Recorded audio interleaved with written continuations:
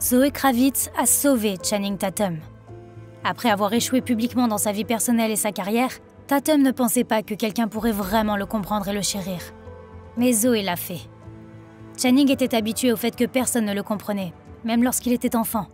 Enfant atteint de dyslexie et de TDAH, il est devenu dépressif. Bien sûr, cela a affecté son avenir. Tatum a quitté l'université où il avait une bourse sportive et est retourné dans sa ville natale et est devenu stripteaseur.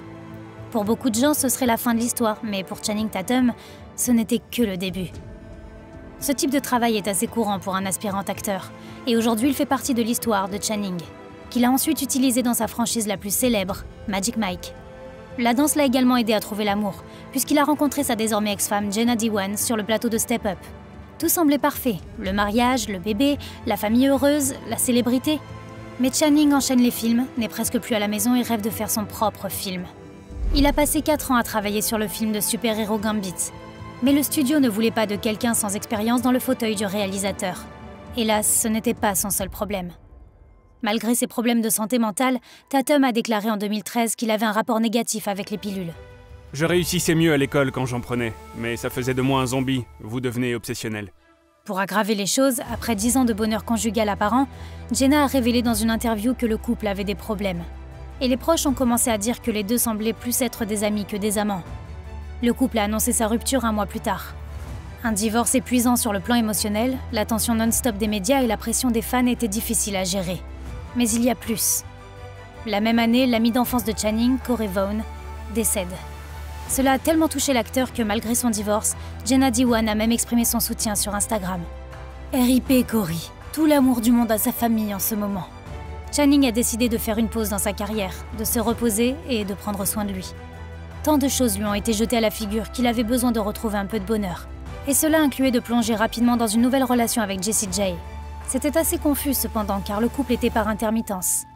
Nous ne savons pas exactement ce qui s'est passé entre eux, mais la rumeur dit que Jessie n'était pas prête pour une relation sérieuse alors que Channing visait justement ça, même s'il ne s'était pas complètement remis de son divorce. Mais au moins il a cherché de l'aide auprès de spécialistes pendant cette période difficile de sa vie.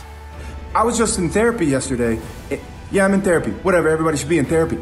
Jessie J et Channing ont fini par se séparer pour de bon après 2 ans de haut et de bas, et Channing Tatum était à nouveau célibataire. Mais il avait toujours un rêve. La mort du chien adoré de Channing Tatum a été un autre événement triste dans sa vie, qui l'a conduit à son rêve de devenir réalisateur.